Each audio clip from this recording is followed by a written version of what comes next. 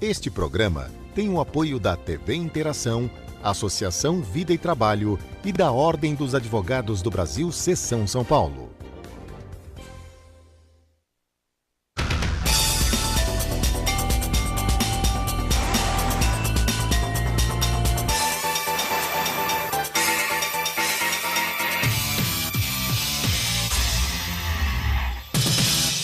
O agronegócio no Brasil contribuiu com 23,5% do PIB do país em 2017. A maior participação em 13 anos estimou a Confederação da Agricultura e Pecuária do Brasil. Comodoro tem um rebanho bovino de corte estimado em 305 mil cabeças, produzindo cerca de 6 milhões de litros de leite ano, ocupando uma área de 250 mil hectares.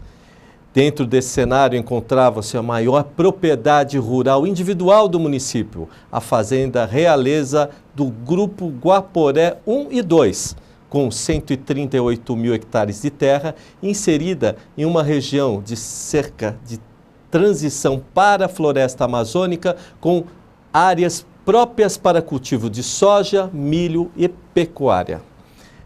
Essa propriedade ficou nas mãos da massa falida da Boi Gordo até dezembro do último ano, quando o último lote de fazendas foi vendido em leilão judicial, sendo arrematadas 48 fazendas nos leilões realizados em 2017, com diferentes formas de exploração de terra na agricultura, pecuária e indústria. Os novos proprietários impulsionaram a economia, inúmeros benefícios ao município, gerando empregos formais, impostos e desenvolvimento.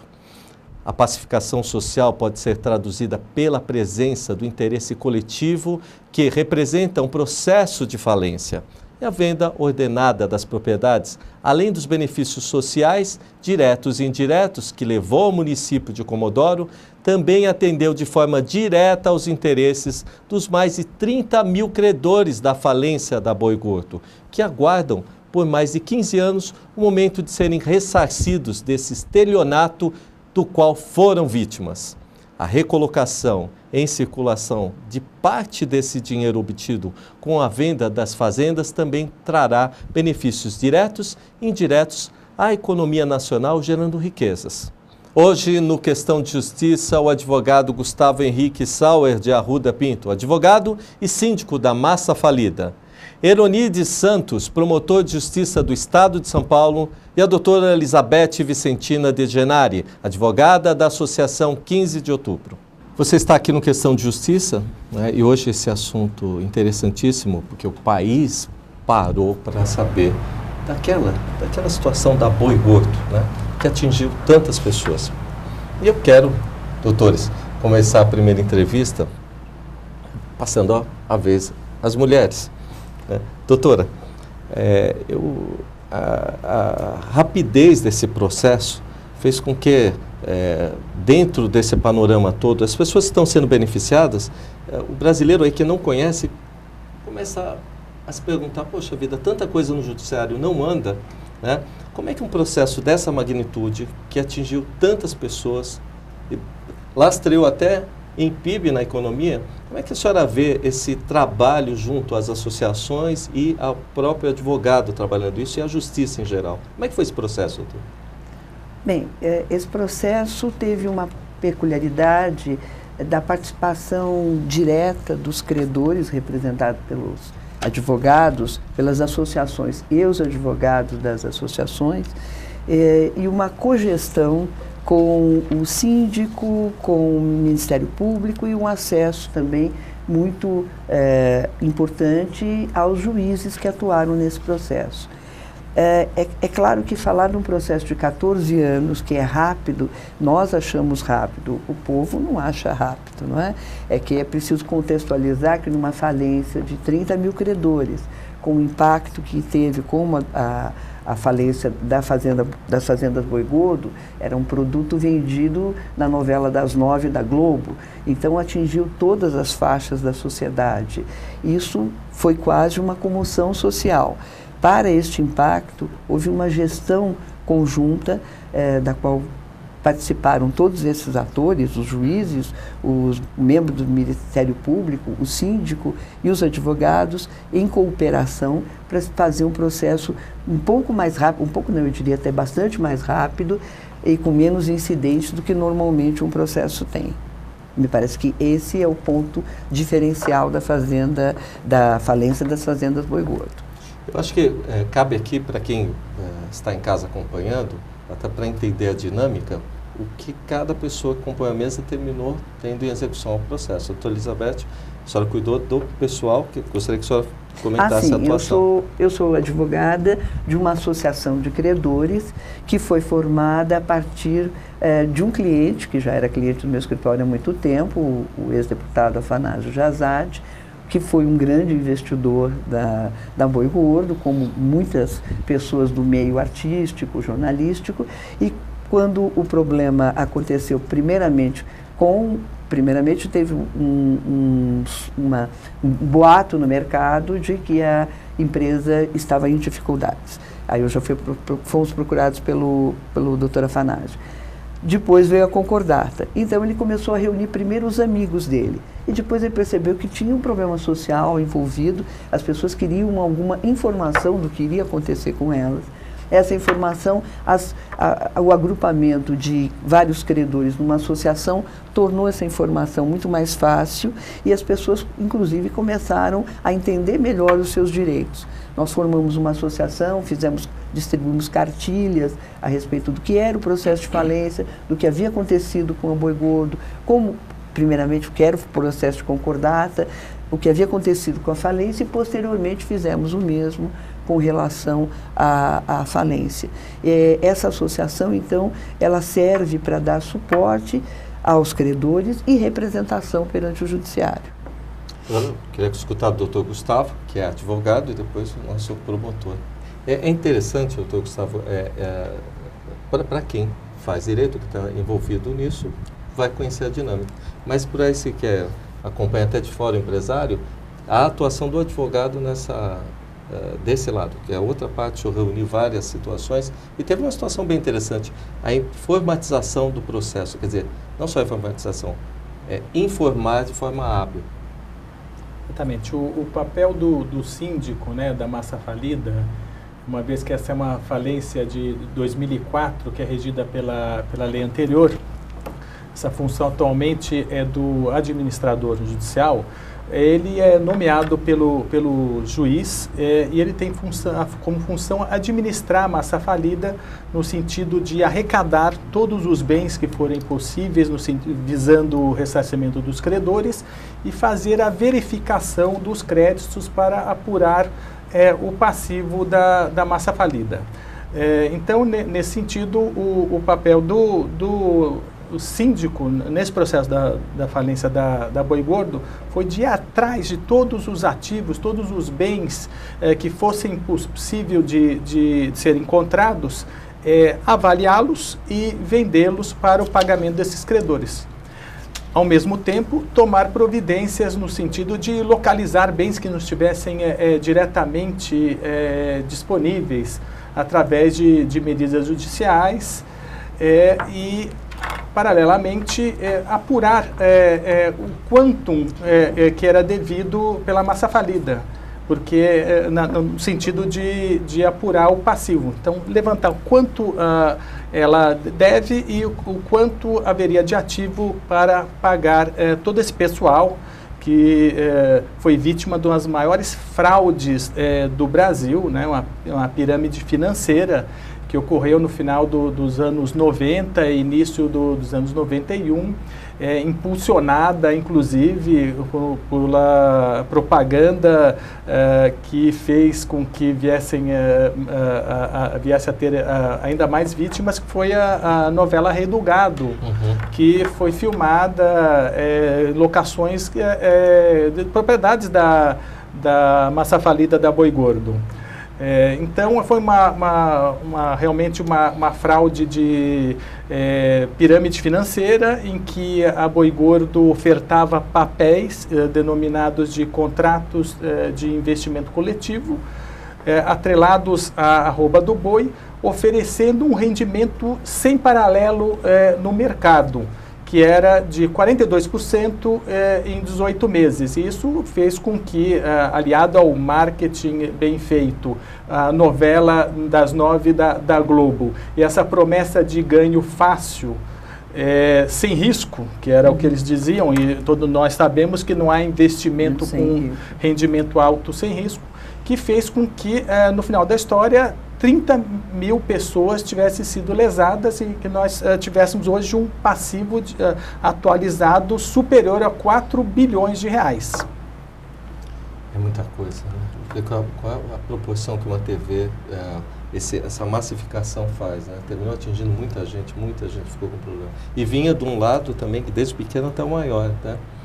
Queria saber da parte da promotoria, o senhor que vê. É interessante fazer esse ciclo, até a gente estava conversando antes, para que a gente entenda, né? Da parte do senhor, doutor, que é a parte da promotoria, como é que trabalha o caso? Bom, como você mesmo disse, é muito interessante trabalhar essa questão de esclarecer como é que funciona um processo de falência, porque ele não é um processo em si complicado, mas ele é um processo que depende da interação de várias pessoas, de várias frentes de trabalho, e o resultado positivo disso depende desta interação. Acho que a doutora Elizabeth colocou isso muito bem. E o Ministério Público, neste processo, como em qualquer outro processo de falência, ele atua na defesa do crédito público. Né? Lógico, às vezes as pessoas ficam um pouco perplexas quando é uma falência de um armazém ou de uma loja menor ou de uma empresa pequena, a intervenção do Ministério Público, porque o raio de ação ali não é tão grande diretamente. Mas eu sempre costumo dizer que não existe falência sem atingir um sem número de pessoas. Existem aquelas pessoas atingidas diretamente e existem aquelas pessoas que são atingidas indiretamente. Quando o empregado perde o seu emprego, a família dele é atingida, né? São pessoas indiretamente ligadas àquele processo. Quando um fornecedor não consegue receber pelo produto que ele vendeu, né, ele vai faltar caixa, vai faltar dinheiro para pagar seus empregados. Esses empregados têm família, têm obrigações a cumprir, contas a pagar. Então, é como se fosse um terremoto, né? Ele tem o seu epicentro, quem está ali perto sofre um dano maior, mas o reflexo na economia é muito grande. E é o que a gente chama do crédito público, e daí a intervenção do Ministério Público, que é justamente no intuito de tentar minimizar esse trauma causado com uma falência. Eu estou saindo do pequeno comerciante, da pequena indústria, e estou indo para um fundo de investimento, que era o caso da Boi Gordo, por exemplo. Que, dadas as artimanhas construídas de venda massiva desse produto financeiro, ele era um produto financeiro, chegou numa cifra de mais de 30 mil credores. Só que ele era um produto financeiro escondido. Não se falava em produto financeiro. Se falava que você, ao adquirir aquele certificado, você estava, na verdade, comprando um gado, um boi. Você estava ali, naquele momento, fazendo parte do agronegócio. Naquele momento, você era um fazendeiro, um pecuarista. E isso é algo que toca muito fundo, eu acredito, no ser humano, que é você ter uma terra, você ter o seu próprio gado, você ter uma independência, né, de vida, uma coisa muito bacana, muito aprazível. Eu estou falando isso agora e vocês estão aqui concordando comigo. Com certeza. Então vocês imaginem isso colocado de uma forma muito positiva e mexendo com o imaginário coletivo, né? E aí entra um dos veículos de propaganda, uma novela, por exemplo, né?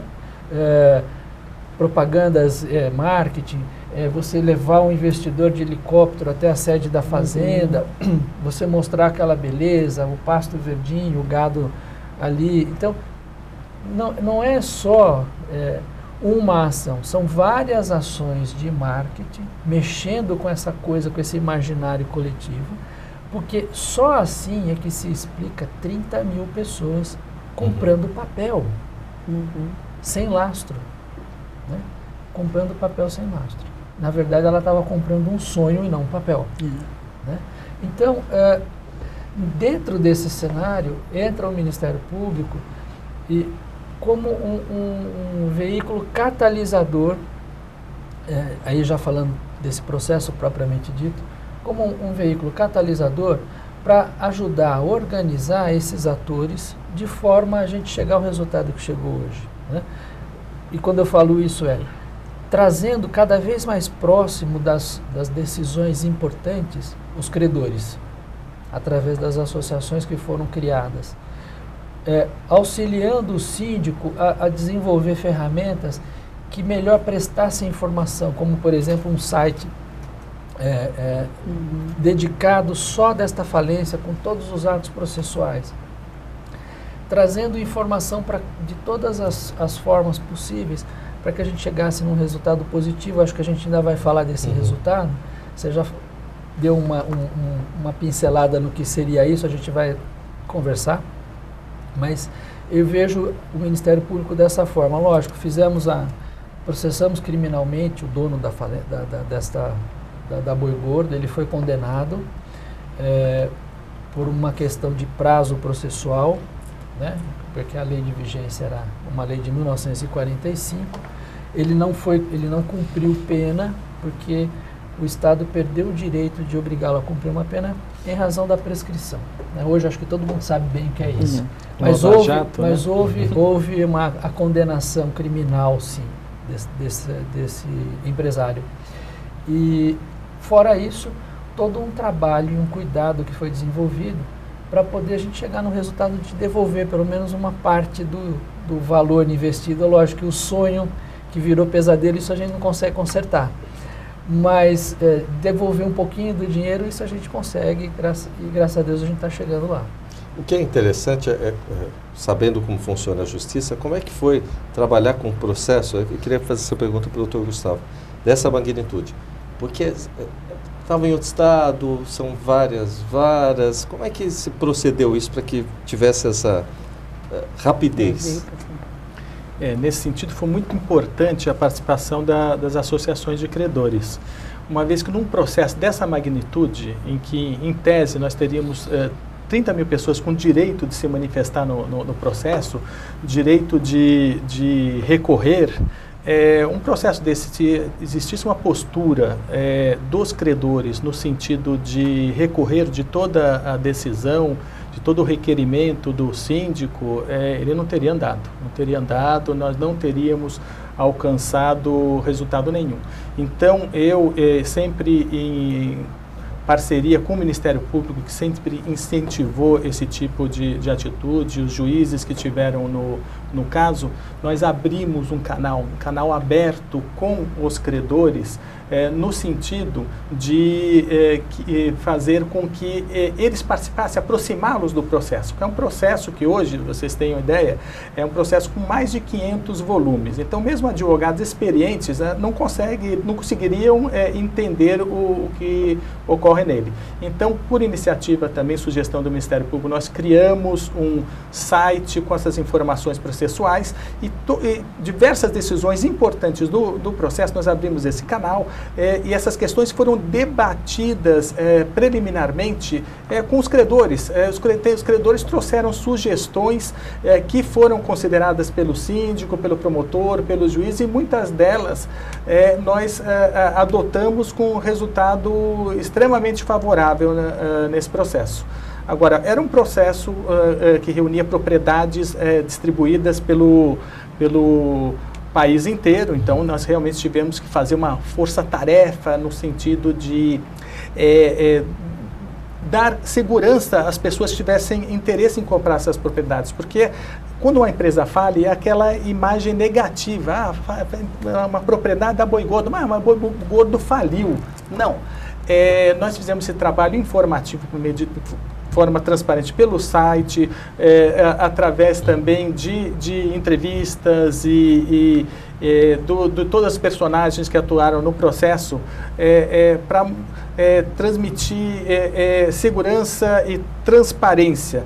Então, no que se refere às propriedades, nós pegamos essas propriedades e fizemos um levantamento desde a origem dos títulos, para mostrar que aquelas propriedades tinham o título em ordem e que quem fosse comprá-las poderia ficar tranquilo que não teria problemas. Ao mesmo tempo, também reunimos uma equipe de especialistas em áreas diversas, do agronegócio, de vendas, a parte jurídica, levantamento geoespacial, para fazer um levantamento detalhado das propriedades, para que quem fosse comprar tivesse todos os dados técnicos palpáveis para poder se decidir pela compra ou não daquela propriedade. Então, esse trabalho foi feito sempre com muita transparência, utilizando dos mais diversos veículos e sempre com a participação ativa dos credores. Nas decisões que nós tomamos, nós tivemos sempre essa preocupação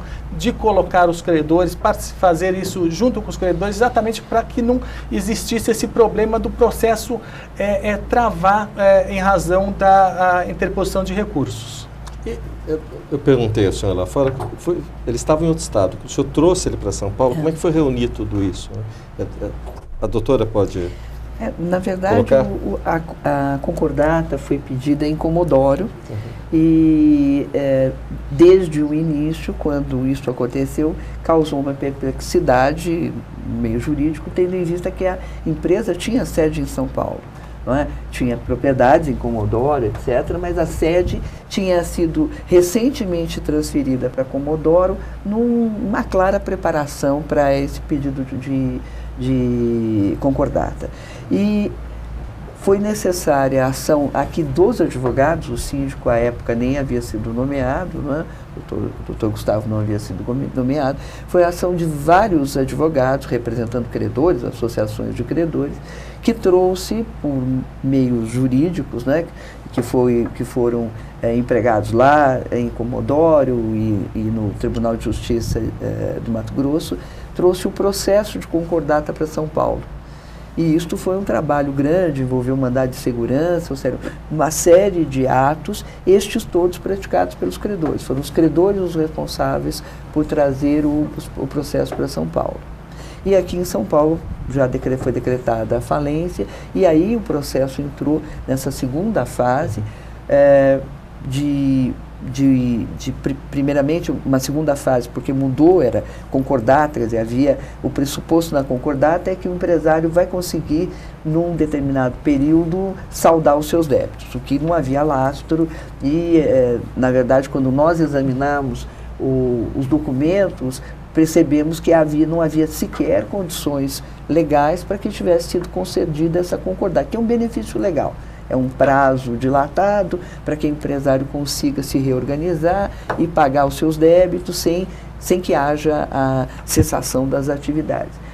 E quando houve a quebra e aí o processo de falência se instalou, foi um novo procedimento que os credores tiveram que tomar para a representação dos seus créditos, e a partir daí, em São Paulo, concentrar onde estavam concentrados mesmo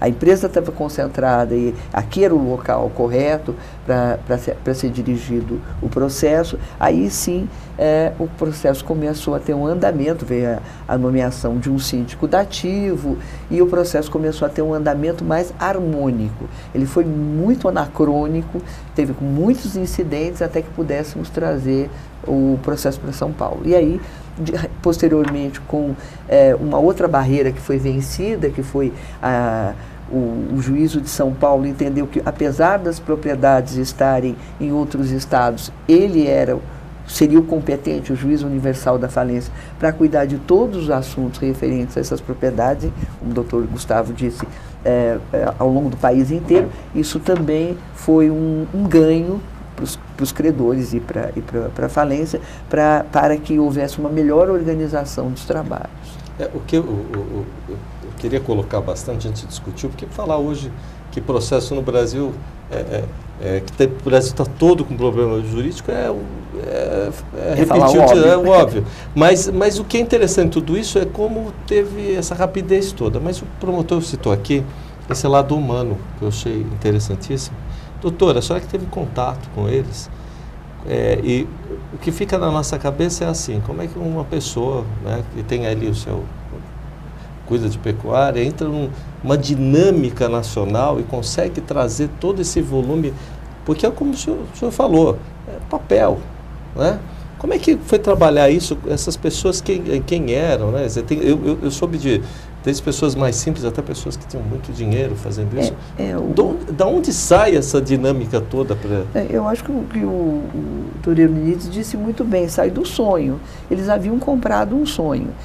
Acredito que dos mais bem informados até os mais simples, eles tinham comprado um sonho. E foi muito triste, nós fizemos um atendimento durante muito tempo para montar a associação. Nós fizemos palestras, depois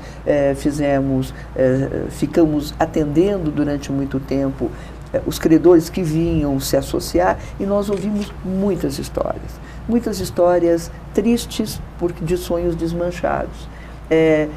Viúvas que haviam vendido o único imóvel que tinham para morar, para investir, porque o investimento era muito lucrativo, gente que sonhava em fazer uma viagem e ir, no final da vida, morar na fazenda. Alguns achavam que podiam ir morar na fazenda que eles viam na televisão e cuidar de gado, né? Tinha pessoas com muita idade. Hoje eu tenho uma quantidade imensa de espólios. Eu represento uma quantidade significativa de espólios, porque uma grande parte de aposentados, pessoas com bastante idade já naquela época, no final de 90 e início de 2000, todas elas já faleceram. E com elas foi embora os sonhos, a questão social é muito grave. Houve situações que nem é possível contar os nomes, né?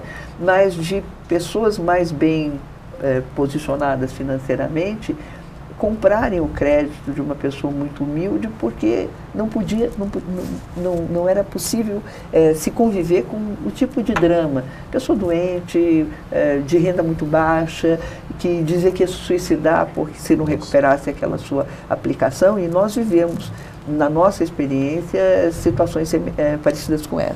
Então, a tragédia social que essa falência representou, me parece que vai demorar ainda muitos anos para que nós tenhamos pesquisadores que escrevam sobre isso, que investiguem os casos, as pessoas atrás dessa história, dessa fraude financeira. Muitas vezes essas pessoas queriam só ser ouvidas. Então, no telefone, a pessoa de idade dizendo, mas eu já estou com 89 anos. Eu falei isso anteontem, sexta-feira, mas eu estou com 89 anos, será que eu vou conseguir fazer pelo menos uma viagem para a Itália com o dinheiro que eu tenho investido lá, que é o meu e do meu marido que já faleceu? E assim, muitas histórias tristes, pessoas que morreram doentes. Então, quando isto acabar, né, o processo, a parte formal, eu acho que tem que ser feito um levantamento das pessoas atrás dessa tragédia que nós vivemos, que atingiu um número muito grande, como também foi dito no início, como um terremoto, eu diria como um tsunami, né? Nós tivemos aqui um fator social de muito impacto. Isso levou até que houvesse uma comissão uma CPI na Assembleia Legislativa, mas que essa CPI acabou não atingindo nenhum objetivo mais concreto. Eu queria pontuar agora, porque essa dimensão, eu tomei agora contato com vocês, eu fico muito agradecido, né? Porque a gente vê os processos do Brasil não andarem, e eu até fiz um comparativo lá fora, porque é uma operação como se fosse a Lava Jato, é um negócio enorme, várias partes envolvidas. Então, como a população agora tem acostumado, doutora, a seguir essas sequências jurídicas, né? Judicializou-se tudo. Eu queria entender um pouquinho, por exemplo, como é que foi a estratégia de venda. Acho que essas coisas é interessante a gente começar a pontuar, né? Poderíamos começar com o senhor. Podemos.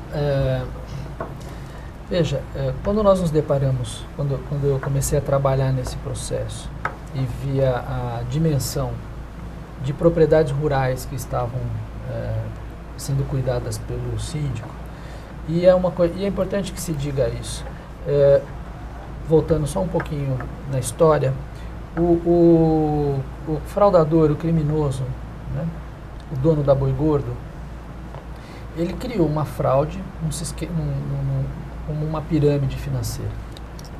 Né? Não sei se isso ficou claro, mas a pirâmide financeira funciona assim. Os primeiros investidores acabam recebendo alguma coisa e a base da pirâmide, à medida que vai aumentando muito a base, não existe mais dinheiro para pagar todo mundo que está lá na base da pirâmide. Só quem entrou primeiro no negócio eventualmente vai receber. Né? E esta pirâmide financeira atingiu 30 mil pessoas. Só que, para você convencer 30 mil pessoas, você tem que ter não só marketing, mas você precisa ter algum ativo, alguma coisa palpável. E nesse ponto, o Paulo Roberto de Andrade, que era o dono da Boi Gordo, comprou inúmeras propriedades, as quais ele não conseguiu explorar. E aí o que ele fez? Ele pegou, fez alguns contratos de arrendamento com prazos 3 vezes, 4 vezes ao que era praticado no mercado, entregando, na verdade, as propriedades para terceiros, talvez com algum benefício econômico, que a gente não conseguiu descobrir. Mas o fato é que isso foi ruim, porque deu um trabalho muito grande para retomarmos essas propriedades. Por outro lado, como as propriedades estavam ocupadas efetivamente, né, isso permitiu que elas não perdessem tanto valor. Então nós tínhamos um ativo que valia bastante dinheiro, tínhamos um problema que era quem estava ocupando aquele ativo, quem estava ocupando aquela terra, mas ela pelo menos não havia perdido valor. E aí começamos a traçar uma estratégia de trazer essas pessoas para o processo, esses ocupantes, esses arrendatários para o processo. Fizemos uma negociação com eles, é lógico que foi uma negociação mostrando a força do Poder Judiciário. Olha, ou você vem para um acordo ou você vai sair imediatamente da propriedade. Porque para nós também havia um interesse em mantê-los minimamente na terra até que ela fosse vendida. E com isso nós conseguimos reduzir os prazos dos arrendamentos. Né? A nossa contrapartida era observar o Estatuto da Terra, e eu gosto de deixar isso claro, porque você tem lá uma pessoa que arrendou uma propriedade e ela está produzindo leite, gado, criando gado ou plantando soja, o que for. Ela tem uma proteção legal que é o Estatuto da Terra, e nós tínhamos um dever moral de respeitar o ciclo produtivo daquele arrendamento, né? Até para você não interromper a geração de riquezas, né? Então nós fizemos acordos neste sentido, respeitando com base no Estatuto da Terra, e começamos a trabalhar a venda. E aí qual foi a nossa estratégia? Nós chamamos os credores, as associações, e dissemos o seguinte: olha, no leilão judicial, infelizmente, há uma especulação para baixo no valor do bem. Se um bem vale 10, né, quem tem interesse de comprar esse bem num leilão judicial vai fazer o quê? Vamos esperar esse bem depreciar o valor para 5. Né? É mais ou menos a lógica de um leilão judicial. E aí nós chamamos os credores e dissemos o seguinte: olha, só existe uma forma de nós estabelecermos um piso para que esses bens sejam vendidos pelo seu valor real. É de vocês sinalizarem no sentido de ficarem vocês, credores, com essas propriedades. Porque a lei tem uma particularidade, e ela diz o seguinte: olha, o credor, por exemplo, os 30 mil credores, eles podem ficar com todas as fazendas para eles, no nome deles, desde que esta dação em pagamento, esse recebimento da propriedade como forma de pagamento, se dê pelo valor da avaliação. Tudo bem? Essa foi a primeira grande estratégia que nós criamos. Os credores entenderam essa lógica e disseram o seguinte: ok, se esses bens não forem vendidos no mínimo, pelo valor da avaliação, nós vamos ficar com ele para nós. Então, quando nós começamos a vender essas propriedades, nós dizíamos exatamente isso. Nós não vamos oferecer essa propriedade abaixo do valor da avaliação, porque nós já temos um lance, que são os credores. Tá? Isso atiçou muito o mercado, porque realmente eram propriedades valiosas. E aí, quando nós abrimos o pregão e começamos a vender essas propriedades, nós tivemos a grata surpresa de vender essa propriedade 30%, 40% acima do valor da avaliação, não abaixo. Né? Teve propriedade que nós vendemos 80% acima do valor da avaliação, porque nós criamos uma especulação positiva e não uma especulação negativa. E nesse ponto a gente pode dar um crédito muito importante, que é a participação dos credores. A partir do momento que eles entenderam isso, falaram, olha, se é para vender a preço de banana, quero eu. Pronto, todo mundo falou, então a coisa é boa, também quero. E aí a gente foi desenvolvendo estratégias de venda. Essa foi a primeira. Temos algumas outras e depois a gente vai conversando a respeito disso, porque senão só eu vou falar aqui. Mas eu acho que o pontapé inicial, né, doutora Elizabeth? Sim. Gustavo, acho que o pontapé inicial foi esse. E a gente chegava no leilão e a pessoa ia lá dar um lance e falava assim, vocês vão ser obrigados por lei a vender mais barato.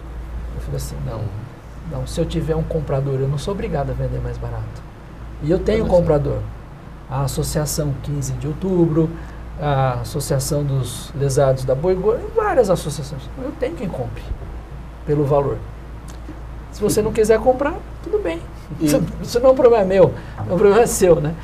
E aí eles começaram a entender, primeiro, nos primeiros, acho que 1 ou 2 leilões, não deram um lance, depois eles entenderam que ou eles aproveitavam a oportunidade ou eles iam perder um grande negócio. E aí nós começamos a vender. E o caminho foi feito o inverso, quer dizer, voltou o sonho também das pessoas, né? Porque valorizando a base, o senhor conseguiu ter a resposta que eles queriam, né? Exatamente. Isso é fantástico. Como é que foi trabalhar isso? Eu estou dividindo, né?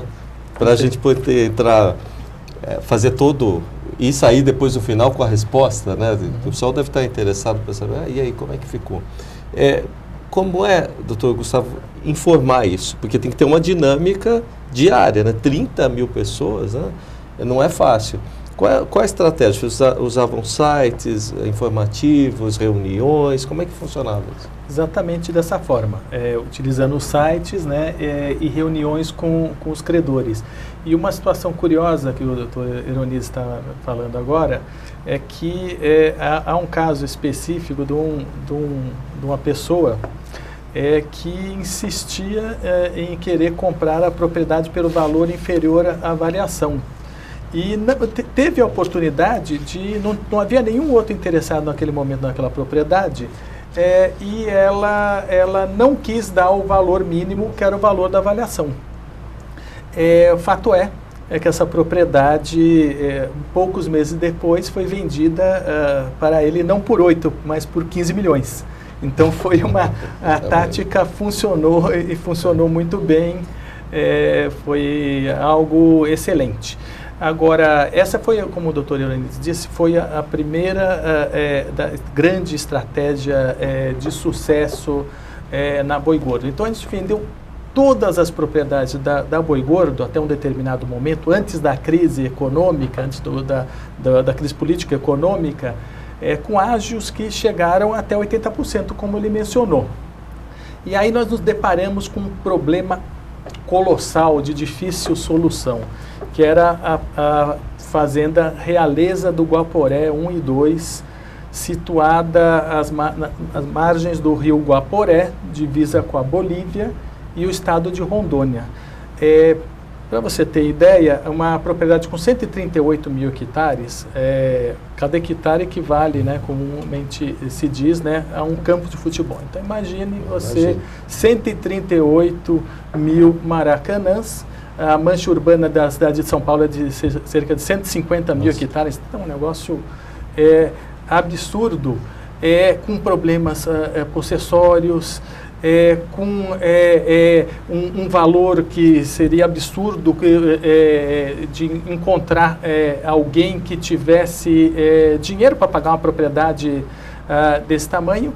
Então, qual foi o trabalho feito? O trabalho feito foi repetindo parte do que já havia sido feito antes com as anteriores, de fazer o estudo da origem das propriedades, né? É o levantamento da cadeia dominial. Isso deve ter sido enorme, né? Foi um trabalho hercúleo, detalhado, mas nós nos cercamos de profissionais especializados. Quem entende dessa área? Nós fomos lá e pegamos esse profissional. Então nós fizemos o levantamento da cadeia dominial dessas propriedades desde a origem, desde a doação pelo estado do Mato Grosso. Aí procedemos também a toda a regularização junto ao INCRA dessa grande propriedade. Fizemos também um trabalho de divulgação através da mídia do que exatamente, como é que funciona um leilão judicial? Quais são as vantagens de se comprar num leilão judicial, além do preço? Tirar aquele estigma de que era uma propriedade de uma massa falida. Na verdade, comprar uma propriedade de massa falida é a forma mais segura de você comprar uma propriedade, uma vez que o decreto de quebra ele suspende todas as ações de execução e de cobrança contra aquela empresa. Então, tudo o que for de hipoteca e qualquer gravame que incidir sobre aquela propriedade, ele automaticamente cai por terra com o decreto de quebra, e os credores têm que habilitar o crédito na falência para participar de um concurso de credores e receber mediante rateio. Então, nós fizemos esse trabalho no sentido de divulgar que quem estivesse comprando aquela propriedade estaria comprando a propriedade no que a gente pode chamar de aquisição originária da propriedade. Você não precisa se preocupar se quem vendeu para você tinha algum problema e teria algum impedimento de vender aquela propriedade. Então, nós fizemos um trabalho de divulgação para as pessoas verem como funcionava o leilão e qual era que havia total garantia, total segurança em comprar essas propriedades. E tinha outra questão, que era o tamanho colossal da propriedade. Nós verificamos, fizemos tentativas de vendê-la pela área total e vimos que está muito difícil. E aí fizemos o seguinte, contratamos pessoas especializadas do agro que dividiram essa propriedade em 31 áreas separadas, verificando qual era a qualidade do solo, a topografia, a aptidão de cada uma dessas áreas, e criamos 31 fazendas independentes como produto da divisão dessa fazenda de 138 mil hectares. Fazendas que pudessem ser produtivas e não dependessem com livre acesso, e que não dependesse de nenhuma forma do todo que estava sendo dividido. E num trabalho de divulgação que envolveu roadshows, fizemos caravanas pelo país para divulgar essa propriedade, fizemos um book com todo o detalhamento de informação no que se refere àquela propriedade, qual é a qualidade do solo, qual é a pluviometria do local, focando para quem fosse comprar aquela propriedade. O resultado disso foi extremamente positivo. E como resultado que nós fizemos 3 leilões dessas áreas subdivididas, e no início do ano passado e no final do ano passado, em dezembro, nós pudemos comemorar a venda dessa propriedade. Não conseguimos alcançar o valor de avaliação dela devido à situação econômica do país, mas com o deságio ainda não tão acentuado, e que fez com que viessem para a massa a quantia de 318 milhões de reais. Então, é um valor significativo, porque dentro do universo das propriedades da Boi Gordo, nós vendemos 170 mil hectares de terra. Então, essa isolada era 138 mil hectares. Angariamos 483 milhões, e só essa 315 milhões, que era uma propriedade extremamente difícil de ser vendida, mas que bem trabalhada e com esse tipo de informação, as pessoas compraram e hoje falam, doutor, não tem outra igual a essa, porque o pessoal já está produzindo, quem comprou já está produzindo, já colheu soja, agora está fazendo a safrinha de milho, se reuniram numa associação, todos os compradores, cada um comprou essa área fracionada, se reuniram numa associação, estão colaborando com a comunidade local, fazendo o melhoramento das estradas, dos acessos, das pontes, auxiliando a escola,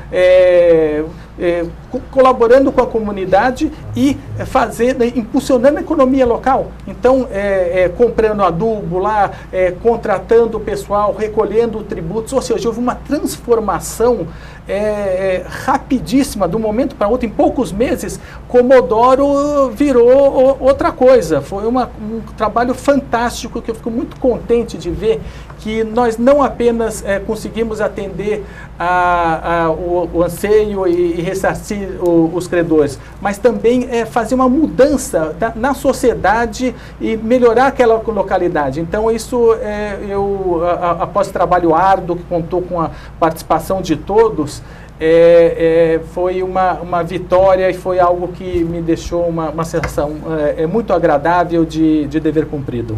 É interessante, doutor, isso aqui nesse tempo de Lava Jato, onde se fala em milhão, bilhão, né, trilhão, o pessoal fica... 305 milhões, o senhor fala. Essa propriedade... Cada uma, né? Por exemplo, essa já é o orçamento da cidade aqui de Mairiporã, né? Para a pessoa entender o que é, quer dizer, a cidade toda funcionando custa isso, que é a menorzinha. Mas como é que foi lidar com isso?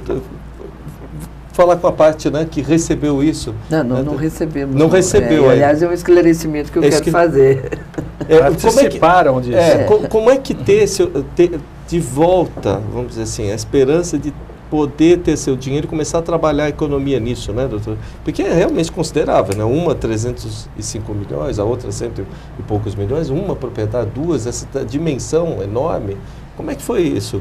Como é que está sendo isso? Ainda não foi, não é? Nós estamos na expectativa de que, depois de pagos os créditos privilegiados, o síndico já conseguiu pagar todos os débitos trabalhistas, deve pagar proximamente os fiscais, né?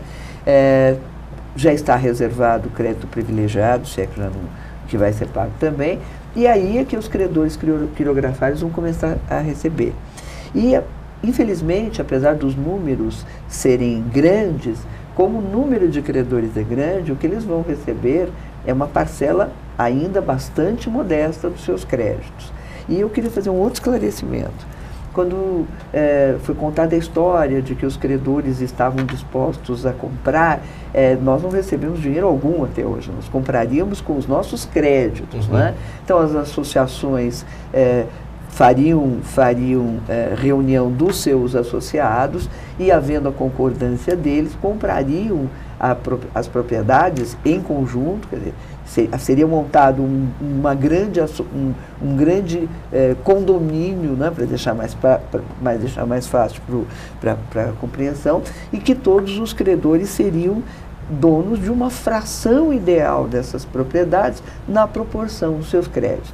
Claro que isso teria que fazer uma engenharia jurídica grande, que talvez não conseguíssemos fazer pelo número de credores, mas nós avançamos, quer dizer, e compramos a ideia da estratégia montada pelo Dr. Eronito, pelo Ministério, pelo síndico, porque compreendemos que aquela aquiescência, aquela engenharia traria um impacto positivo do ponto de vista do valor dos bens, e que, numa última instância, se não fosse possível a venda, nós iríamos mesmo fazer esforços de harmonizar tanto os interesses, porque são muitas pessoas, e chegar, talvez, a concretizar essa possibilidade de que os credores adjudicassem, a partir de uma outra estrutura em que todos seriam associados, né, todos seriam uma parcelinha, adjudicassem essas propriedades para depois vendê-las ou até explorá-las.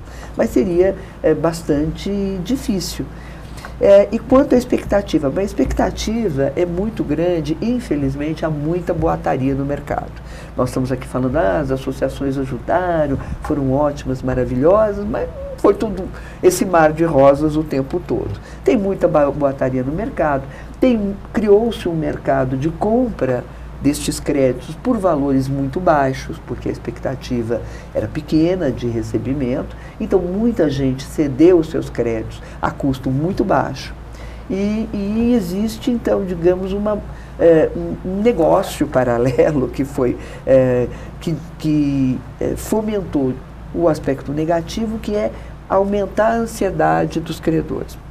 Para que vocês tenham ideia, há 2 ou 3 anos começou-se a falar da possibilidade de rateio para pagamento dos credores criográfios, sobretudo depois do sucesso das vendas, das últimas vendas, mas isso já começou em 2016, não é? E isso gerou uma ansiedade nos credores enorme. Nós recebemos telefonemas com quando é que eu vou receber? Eu preciso fazer isso, eu preciso fazer aquilo, preciso ter uma conta no banco X, no banco... porque me disseram que o vizinho já recebeu. E você precisa dizer todo dia que ninguém recebeu absolutamente nada. Por quê? Porque isso gera desconfiança dos advogados, das associações, contra os advogados, contra as associações, contra o síndico, não é? E gera instabilidade social. Então, administrar essas ansiedades, sobretudo quando se fala em números tão grandes, não é fácil. E o que os credores vão receber é grande o número, mas o doutor Gustavo, não sei se ele já mencionou, qual é o tamanho do crédito em jogo. E se nós compararmos o crédito com o que a massa já arrecadou, nós vamos ver que é um percentual razoavelmente pequeno, embora grande, dado o volume dos bens. Então, não é fácil administrar essas emoções, não. Nossa, e pelo que eu entendi, a estratégia é muito bem montada, focada, né, na pessoa que tem que receber, porque ela embasou, né, para não cair o valor, né? Isso que é o mais interessante de tudo, né? Quer dizer, já tinha aquela base para você não perder valor. O que eu fico pensando assim, quando começou a surgir as propriedades, como é que fica a cabeça da pessoa, né? Porque essa ansiedade, porque eles veem, leiloou por não sei quantos milhões, bom, e quando é que vai cair na minha conta? Até porque existe mesmo, como foi muito transparente o procedimento, o que é muito positivo, mas de outro lado, para o leigo, muitas vezes, bom, agora entrou o dinheiro no caixa aqui, vai sair na minha conta ali. E essa expectativa é que é difícil de administrar. Né? Mas é claro que é muito melhor ver uma falência que está vendendo seus bens com expectativa de receber percentual, ainda que não seja muito grande, do que o que é mais comum, infelizmente, das falências irem sumindo, o patrimônio vai sumindo, escoando, e de repente os credores do final da pirâmide, que são os quirografários, acabam, na maior parte das vezes, recebendo muito pouco ou quase nada, ou nada, que é o mais comum, como aconteceu com uma falência parecida, só que 10% do tamanho da nossa, que era da Galos, que foi um golpe parecido, menos elaborado, mas um golpe parecido, e que os 3.000 credores não receberam absolutamente nada. Passou o programa muito rápido, tem 4 minutos só. Nossa, veja bem, né? Mas isso é bom porque a gente vai gerar o quê? Vocês voltarem aqui para a gente continuar. Mas eu queria então fazer já encerrando, para cada um dando o devido tempo, vou começar com o senhor de novo, doutor Gustavo. Junto com o encerramento, dizer da importância da comunicação nisso tudo, né? E aí a gente vai encerrando daqui para cá e encerrar com a senhora, né? As mulheres sempre serão as primeiras, né? Ou as últimas, depende. Circular, a gente sempre é primeiro. Primeiro, senhor. Eu me permito dizer que eu acho que é de interesse direto dos credores, é que a Massa tomou medidas, inclusive no exterior, de recuperação de ativos. Sim. Nós temos propriedades, com a mesma quantidade de propriedades que nós vendemos até agora, bloqueadas numa fase segunda do processo. E no exterior também, né? verificamos que houve uma movimentação financeira, esses ativos retornaram para o Brasil. Então, nós já temos, inclusive, decisão do Tribunal de Justiça que nos permitirá, nesse ano, já fazer avaliação e, possivelmente, ao final do ano, começo do ano que vem, vender essas propriedades. Então, esse percentual de recebimento que é pequeno, a tendência é de que nós façamos rateios periódicos com as novas propriedades que virão. E há uma terceira fase em curso também. E no que se refere agora especificamente ao pagamento dos credores, nós faremos agora o pagamento dos credores com garantia real e fiscais, e já daremos início em breve a um cadastramento dos credores, investidores quirografados, para o recebimento desses créditos, e a nossa intenção é fazê-lo no segundo semestre desse ano. Puxa vida, a gente não vê nada assim na justiça hoje em dia, né? Como é que é? Todo mundo fala em leilão, doutor, aí também já seguindo para o final. O leilão é uma coisa que foi boa nesse aspecto, né? Essa rapidez. Veja, eu acho que se existe um mérito nesse processo, um nome que a gente possa dar, eu daria transparência. Uhum. Tá? Lógico que num processo desta envergadura, com a complexidade de causas que nós tínhamos, era muito difícil de se chegar a uma solução se não houvesse aí uma certa cooperação entre todos os envolvidos, mas principalmente a transparência. Então, com relação aos credores, nós já há alguns anos criamos um canal de comunicação oficial com esses credores, que é um site dedicado da massa falida da Boi Gordo. Uhum. Então, qualquer credor em qualquer lugar do mundo que tenha acesso à internet pode entrar no site e lá ele vai ver o seu nome como credor, ele vai ver por quantas fazendas foram vendidas, qual o valor que tem arrecadado. Né? Que site que é? Desculpa, senão a gente bota depois. Massa Falida Boi Gordo. Não, Massa Falida FRBG.com.br. É rápido, você entra na internet entra lá e já acha.